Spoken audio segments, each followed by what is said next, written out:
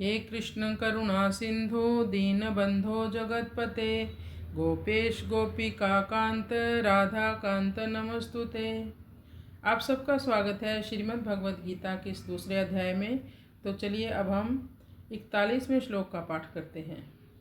व्यवसाय आत्मिका बुद्धि रेकेह कुरुनंदन।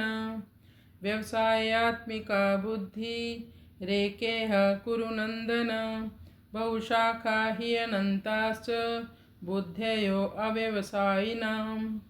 बहुशाखा हि अनंताश्च बुद्धयो अव्यवसायिनां।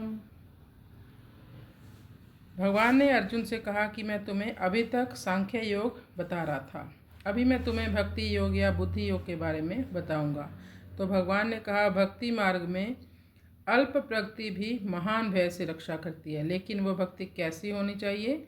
व्यवसाय आत्मिका बुद्धि यानी दृढ़ निश्चय के साथ। एके है कुरुनंदन।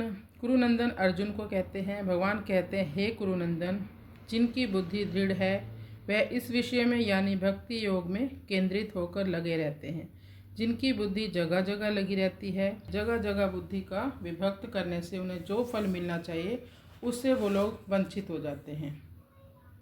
तो भगवान कहते हैं, हे कुरुनंदन, भक्ति मार्ग में या बुद्धि मार्ग में चलने वालों की बुद्धि एकनिष्ठ होती है, किंतु भक्ति से बहिर्मुख लोगों की बुद्धि असंख्य अनेक शाखाओं में बंटी रहती है। यानी व्यवसाय आत्मिका बुद्धि से केवल कृष्ण भक्ति से ही मुझे सब कुछ मिल जाएगा, अन्य कहीं जाने की भी कोई ज़रूरत नहीं है। यानी चाहे कोई भी परिस्थिति आए, हमें अपने गुरु के दिए हुए मंत्र या विधि का ही निर्वाह करना चाहिए, उसी का पालन करना चाहिए पूरे आयु में। इसे कहते हैं व्यवसाय आत्मिका बुद्धि। यदि हम गुरुदेव के दिए गए मंत्र या विधि की अवहेलना करते हैं तो जीवन में कई प्रकार की कठिनाइयाँ आती हैं, विपदाएँ आती हैं और पूरा जीवन तनावपूर्ण बन जाता है।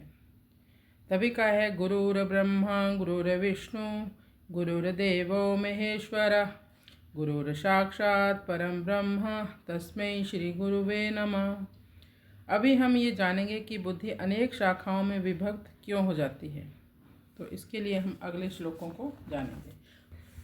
हरे कृष्ण कृष्ण कृष्ण हरे हरे, हरे राम राम राम हरे हरे।